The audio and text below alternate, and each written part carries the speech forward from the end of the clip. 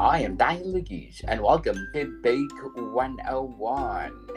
Book 101 is all about the books that I read for the last 40 years. And today I have my special guest. She is an aphrodisiac expert and lots of aphrodisiac cookbooks, no other than Miss Amy Reiley.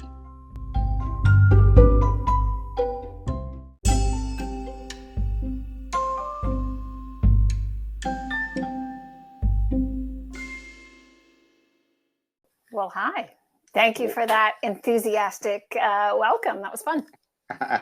Welcome back, Miss Amy. And again, as usual, can you please introduce yourself? Absolutely. I'm Amy Reiley. I'm the author of 5 aphrodisiac cookbooks and 1 aphrodisiac book bundle.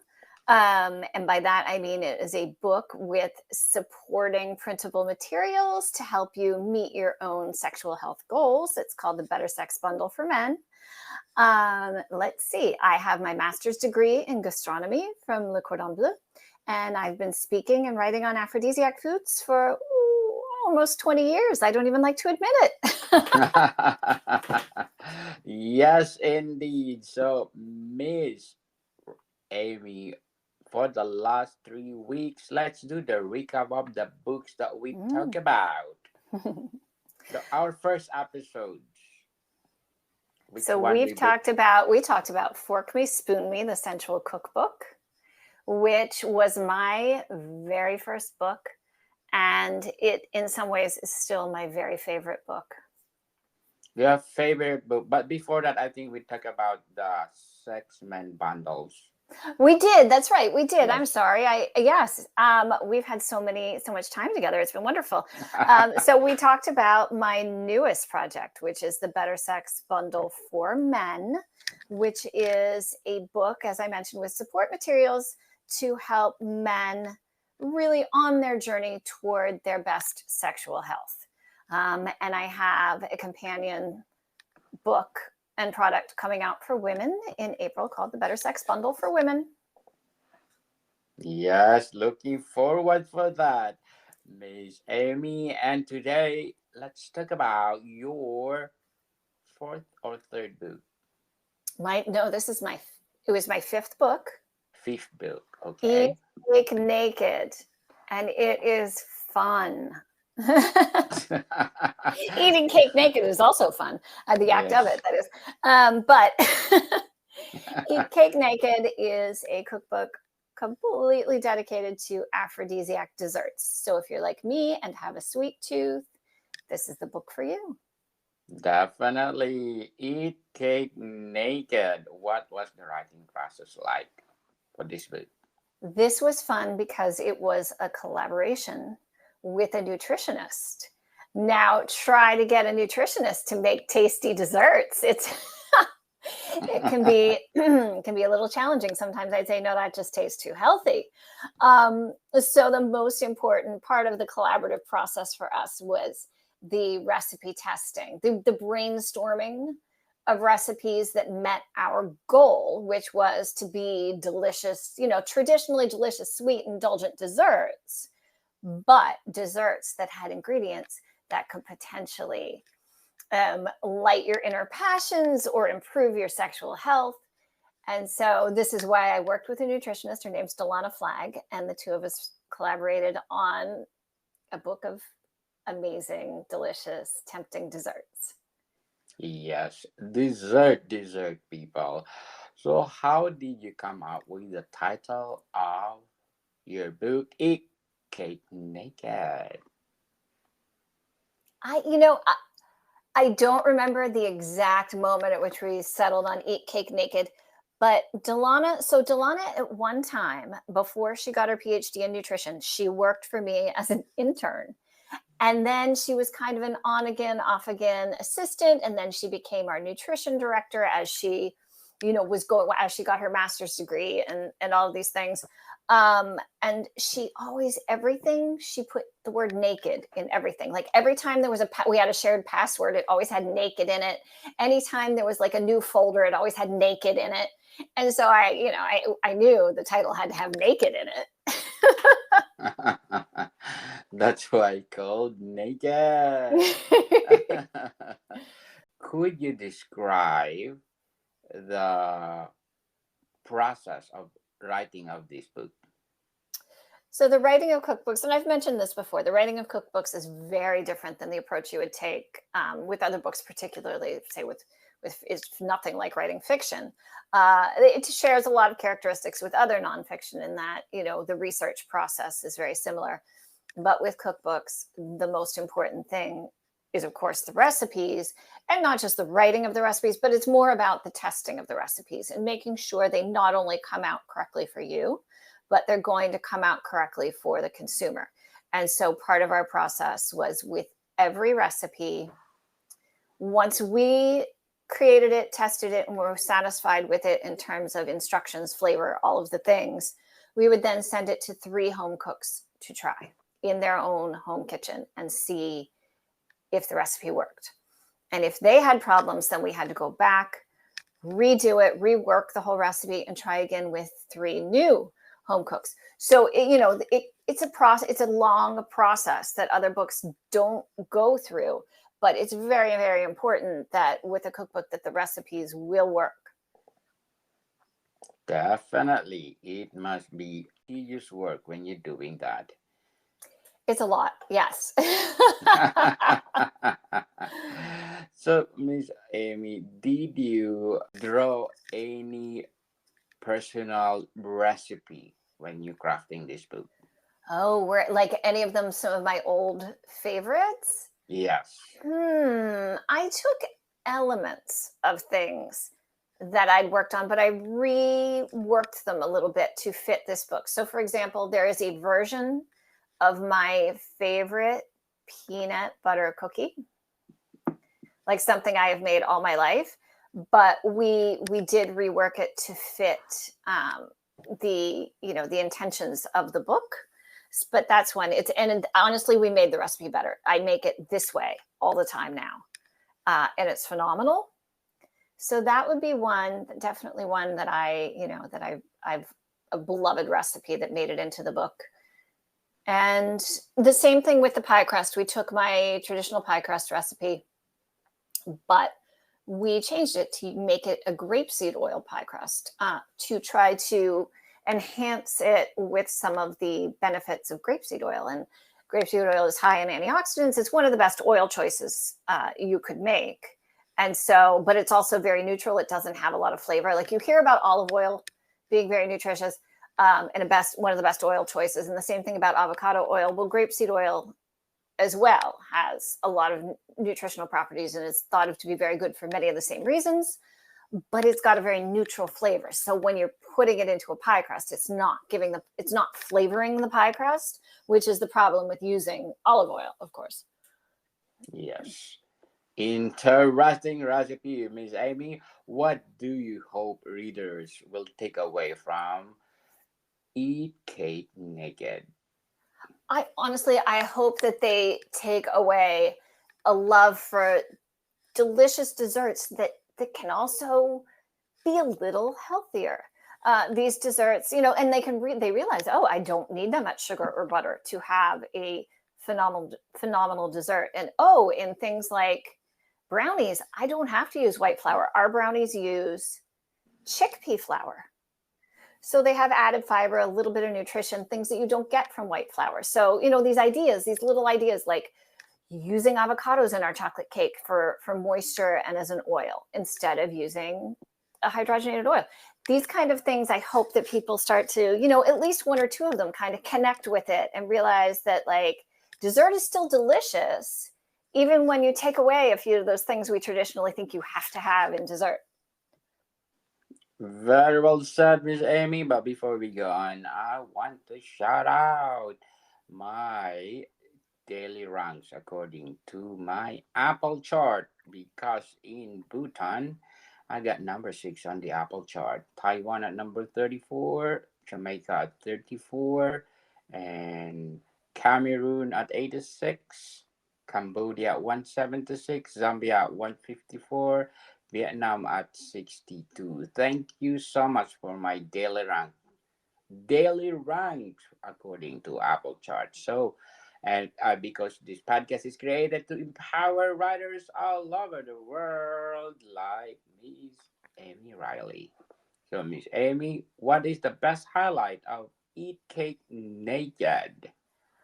Well, this is a fun, it's just a fun baking book. If you like desserts, you will find so many recipes that you're going to love. And I promise you, you will make them over and over. I hear from my readers all the time that these are recipes that go into their regular rotation. They're just they're Definitely. just that good. It's so good, people, that in the sense that you're helping people to become more productive in their sexual life. So, so Miss Amy, were there any particular cookbooks that influence you when you're writing this Eat Cake Naked?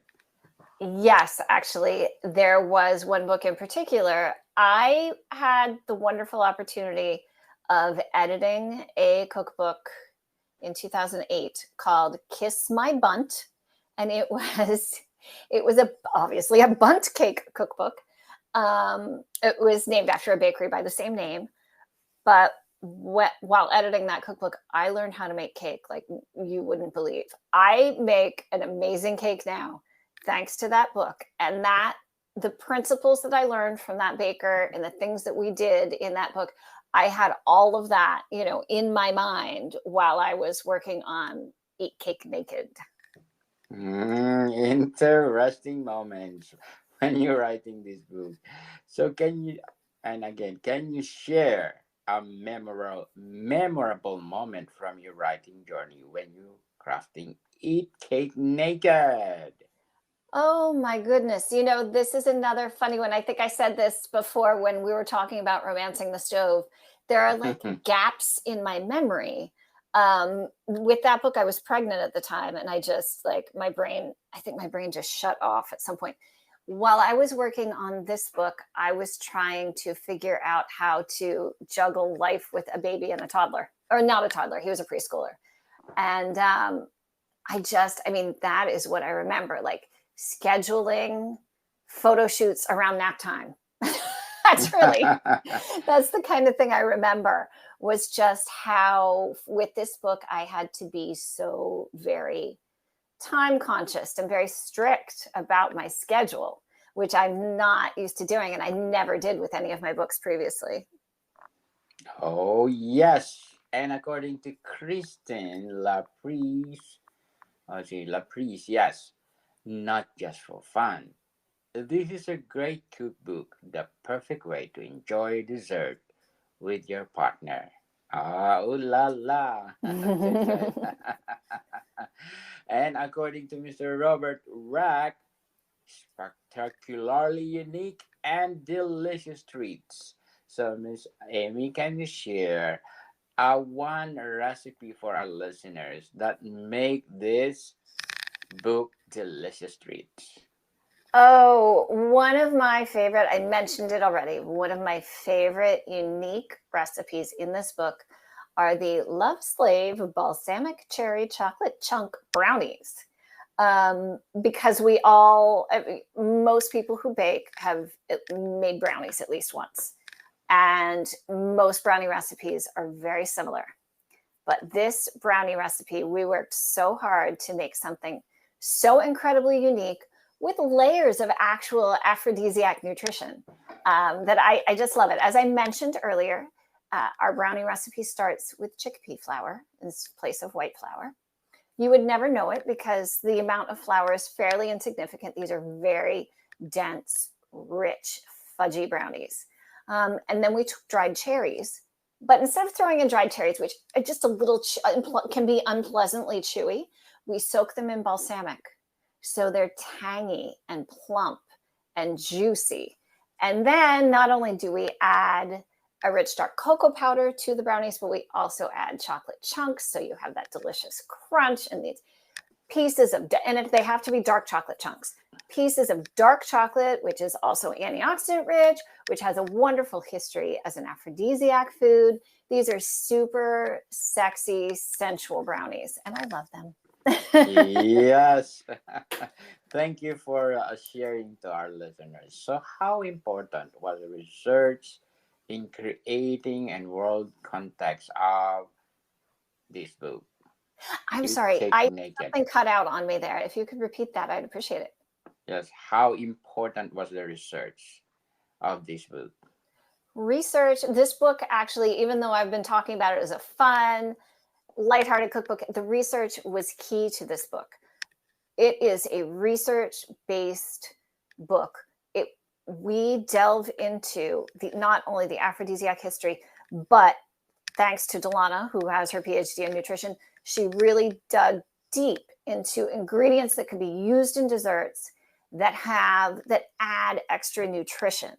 And so, we took the research from two areas and combined them in creating recipes that could work to bring together this aphrodisiac history, aphrodisiac tradition with actual science.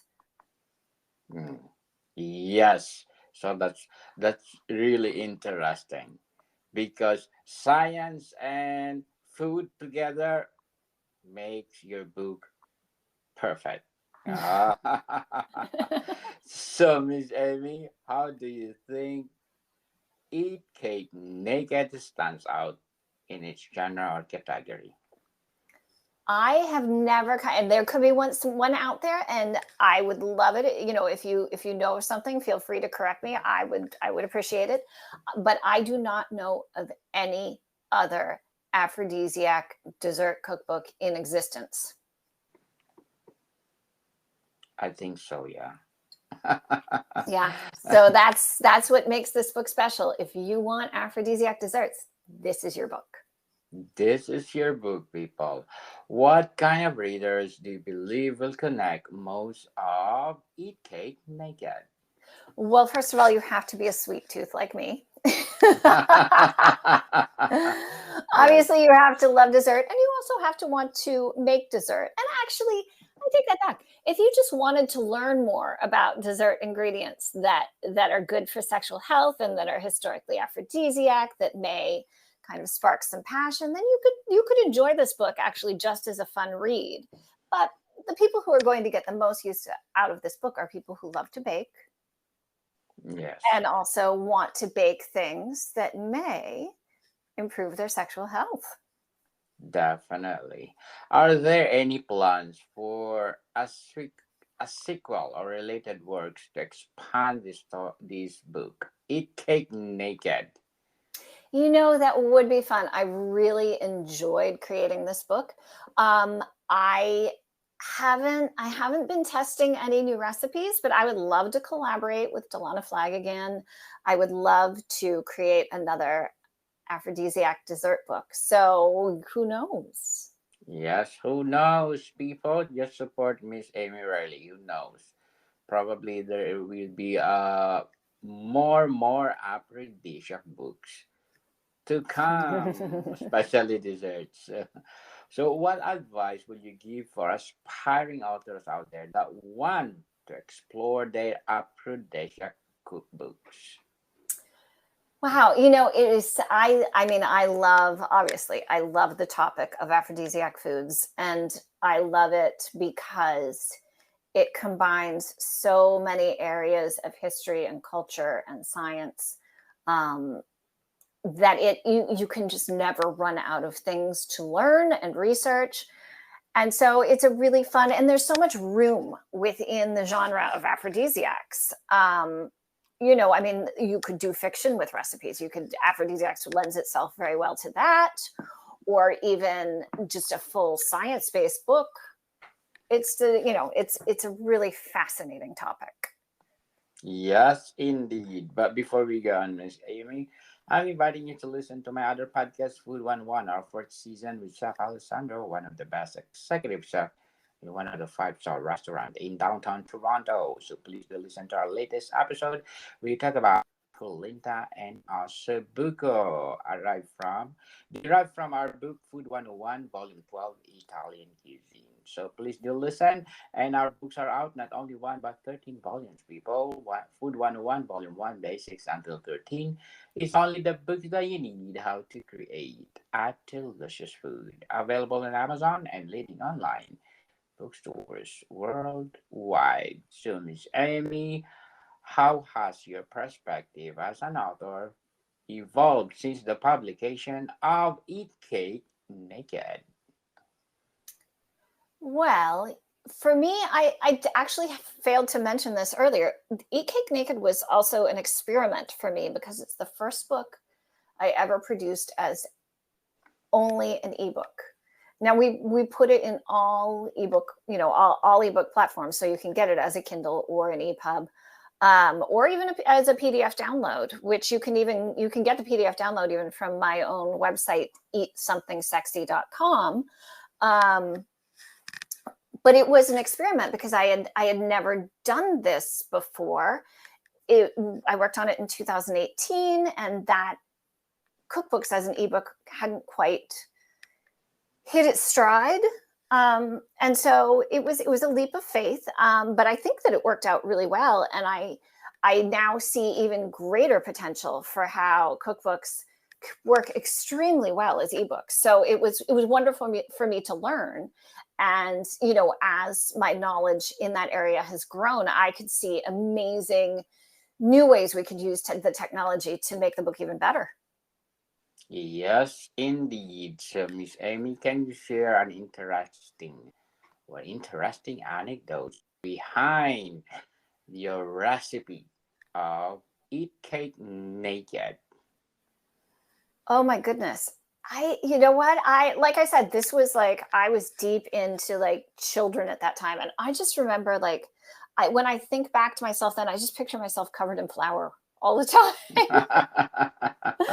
I was walking this weird line between, the food part, the hands-on food part, and then figuring out the tech with our team in terms of building this ebook. And so that's all I remember about it is like figuring out tech, getting covered in flour, figuring out tech, getting covered in flour. That's amazing. How do you see your book fitting into a broader literary landscape or cultural convention? Because, as you said, Eat Cake Naked is the only one aphrodisiac dessert. Yeah.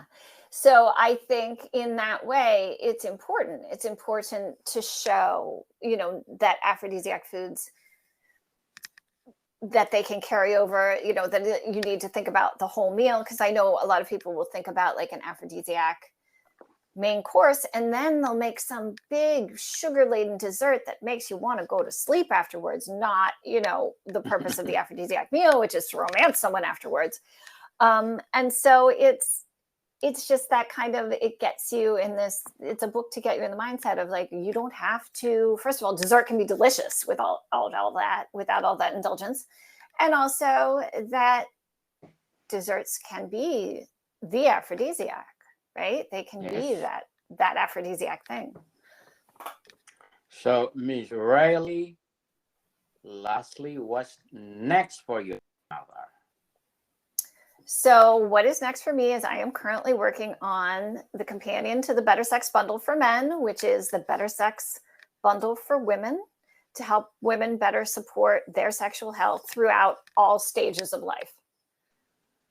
Good luck for that, Miss Reiley. And you are most welcome to come back and promote your new book. Oh, thank you so much. Yes, you are most welcome. And can you please invite our listeners to support all your books? Oh, I'd love to. So we have talked about so many of my books. First of all, you can find more information about any of my books on my website, eatsomething.sexy.com. And you can even purchase the Better Sex Bundle for Men. And as soon as it's available, you'll be able to purchase the Better Sex Bundle for Women right there. The best way to learn more is to go to eatsomething.sexy.com and sign up for my mailing list. And that way you can keep up with all the fun, new, sexy things. Yes, to make your sex life productive, people. Let's support Miss Amy Reiley, aphrodisiac cookbooks. So, Miss Reiley, thank you for your time. Thank you so much.